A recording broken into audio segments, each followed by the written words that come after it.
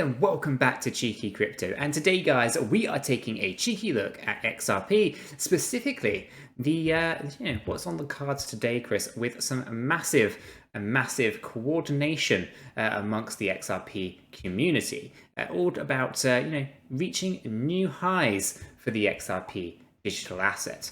So we're going to take a look at some fantastic news that's going on, and it's fantastic depending on where you sit, right? Because for us it's fantastic. We're XRP veterans, I guess. We've held it for quite some time. We continue to hold it. We were not shaken out during the SEC nonsense, and this coordinated buying, it's going to be happening today, is going to be driving the XRP to some fantastic highs. So we're going to get into that, see what's going on. We'll have a look at the XRP price as it is today, see what kind of things we're forecasting might happen, for this particular pump that's due.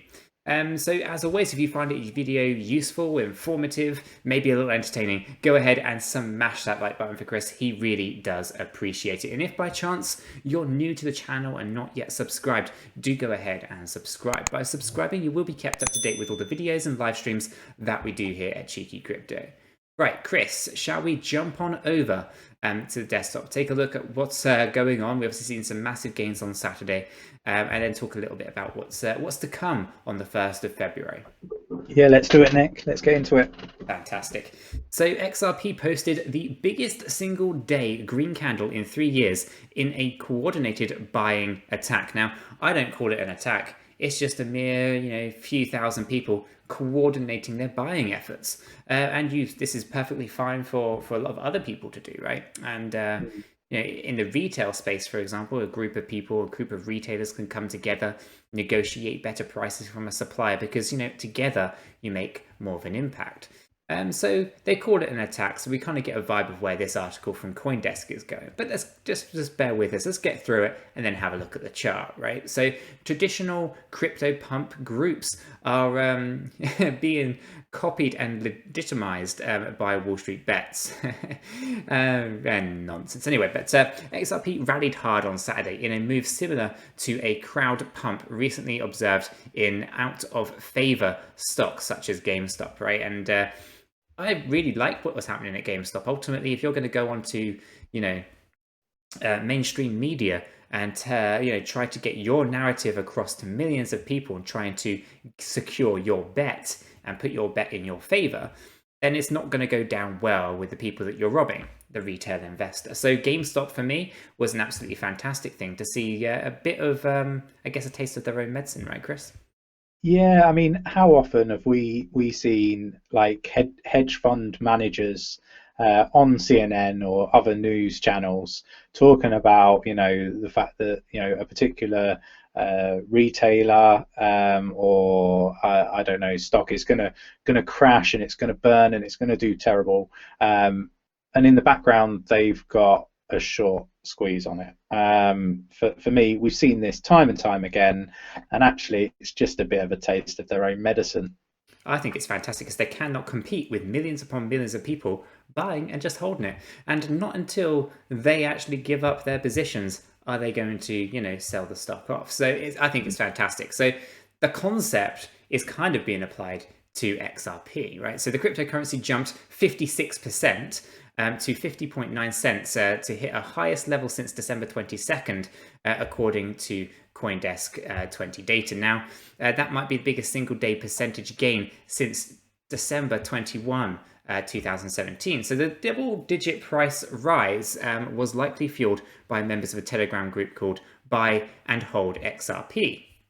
And I think that's fantastic. We'll link that in the bottom if you're interested in making sure you participate. Which came into existence on Saturday. The group's membership hit 200,000 ceiling within the first 24 hours, forcing the migration to a new official channel with a similar title but a different link, and that's Pump XRP Official. And so there's multiple groups now all springing up, all with very, very high numbers of participants. So traditional crypto pump groups are being copied and legitimized by Wall Street bet style crowd pumps, and are now turning their burning gaze from the Dogecoin or Dogecoin as we like to refer to it, to XRP. And classic pump and dump tactics are not new to crypto, particularly for XRP. There has a strong army of followers. However, their moral may have been boosted by a group of amateur day traders based on Reddit forum called Wall Street Bets. Now, obviously, you can call them amateurs all you want, just because they might not do it as a profession. Doesn't mean that they don't know what they're doing, because they got the better of professionals, right? So amateurs did a better job than professionals. In fact, there was a fifth grader who actually made more money than the hedge funds guys, right? So yeah, really think about how you're wording it, CoinDesk. But nonetheless, I get a little bit bitter about things when it's written from one perspective and not holistically. But who recently launched a coordinated attack, a buying attack on a video game retailer, GameStop? Now, that isn't an attack. It was just a coordinated buying effort. You cannot call it an attack. That's saying it's vicious, and it's not vicious. I mean, you know, would they be saying it was an attack by the hedge fund because they were shorting it, and off the back of that, that company could have gone, you know, bankrupt?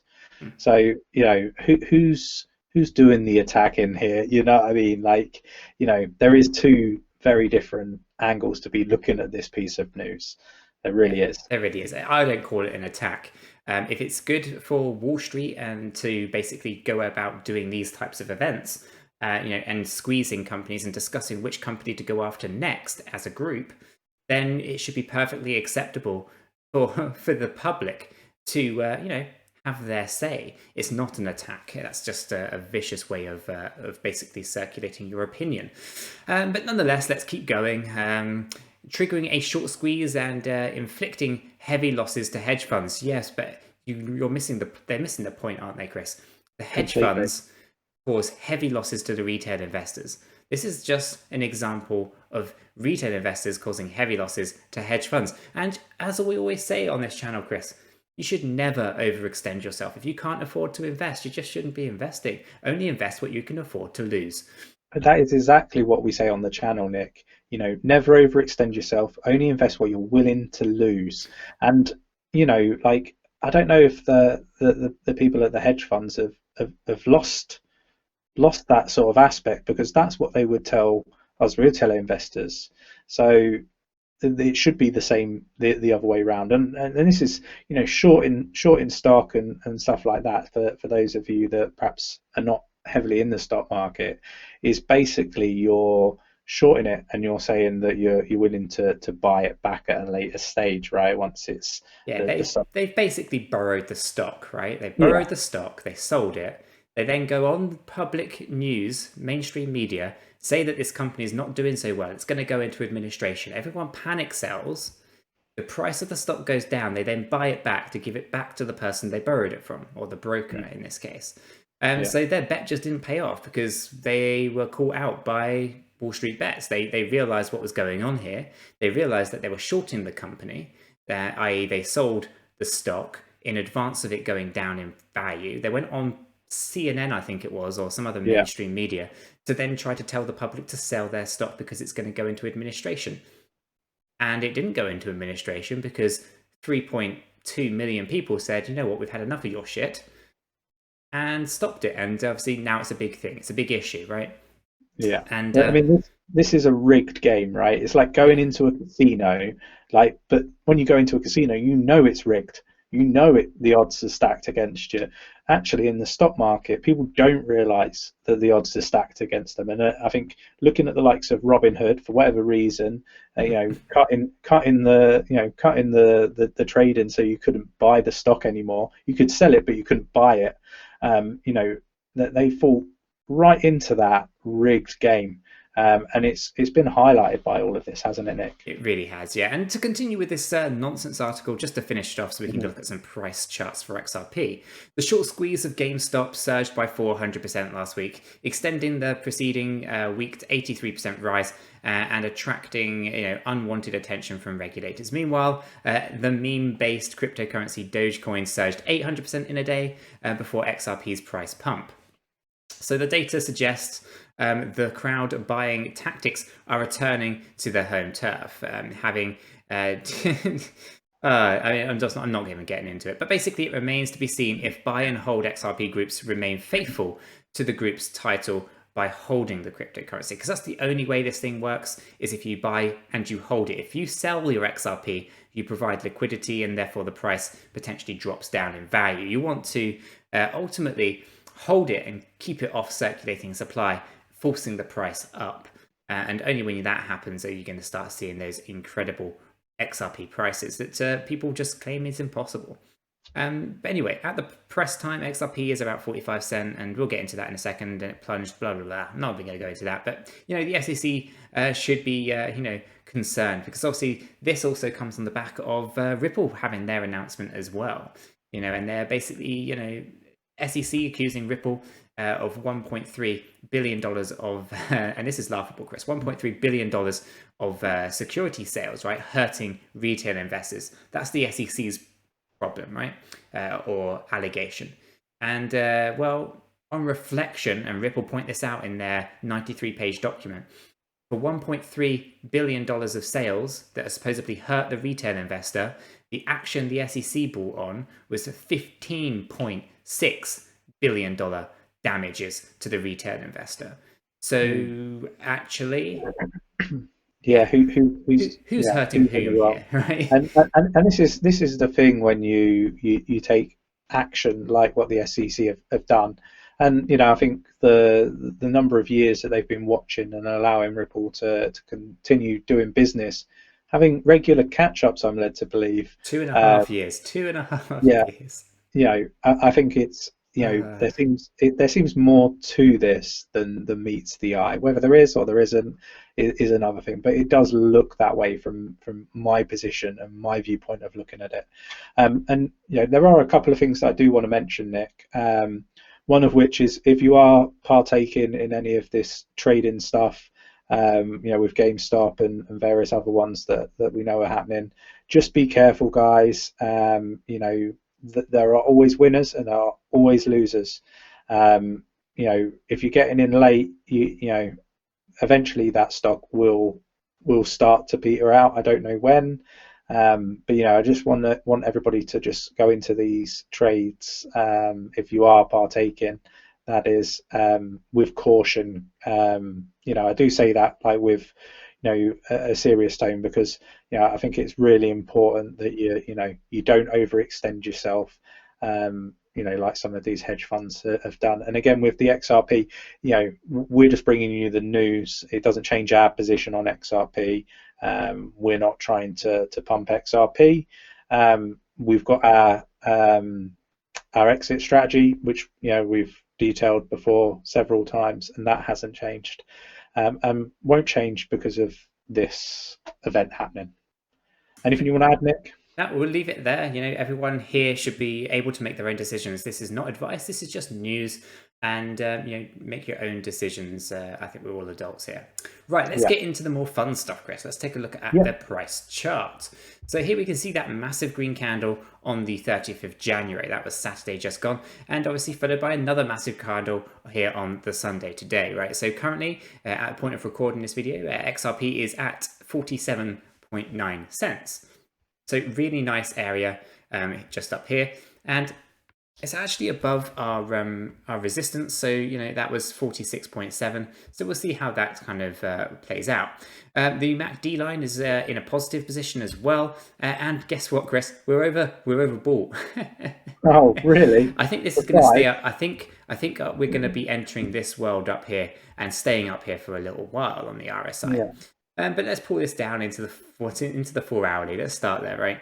We can see how these candles really formed and topped out at the top here. There was a consolidation period up here for a little while, and there seems to be one up here. But this event hasn't really kick-started yet. I think a lot of this is a mixture of the Telegram groups and the fantastic 93-page document that Ripple put out as well. It's a mixture of all of those things. So MACD is looking good. It's still in a good position. The RSI came up quite high. It has cooled off a little bit, but it's still pretty good up there. Obviously, it's only so long you're going to be able to stay up here before selling pressure really kicks in. But there's a huge push to not sell and just to hodl. So we'll see what happens with XRP holders tomorrow. And if you're watching this on the 1st, it'll be today. So yeah, we'll see how that all plays out. We'll probably do a live stream tonight as well, Chris, won't we, for XRP? So do tune in Yeah. at 8:30 p.m. GMT, and we'll kind of go through a review on everything as well. On this hourly view, we can see the peaks of Saturday and where we were, and the peaks of the Sunday, and we can see a bit of a trend on this upward directory here. So that's good. We had some negative crosses and positive crosses, negative cross, negative position currently on this MACD. Even though the candles are moving to the upside, this is on the hourly as it stands.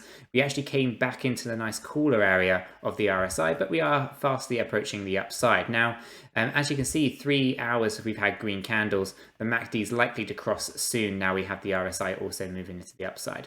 The volumes are incredibly nice to see. Volumes are going up. For most of Saturday and into Sunday. They've cooled off a little bit, and we'll have to see how they play out tomorrow. But things are looking really, really good for XRP, and I'm really excited to see how things play out on February the 1st. It's going to be interesting. Obviously, it's really hard to predict prices. I know a lot of people were saying targeting double digits, $10, even up to $100, maybe even more than that. It really depends on the community ultimately. If they're going to succeed with this push, then they need to be, very, very steady hands, don't they, Chris? Yeah, they do, for sure. Okay, and so guys, if you found this useful, informative, maybe just a dash entertaining, do go ahead and smash that like button for Chris. He really does appreciate it, so do I. And if by chance you're new to the channel and not yet subscribed, do go ahead and subscribe. By subscribing, you will be kept up to date with all the videos and live streams that we do here at Cheeky Crypto. And with all that said and done, we hope you have a fantastic day, guys, and we'll catch you all in the next one. Yeah, take care.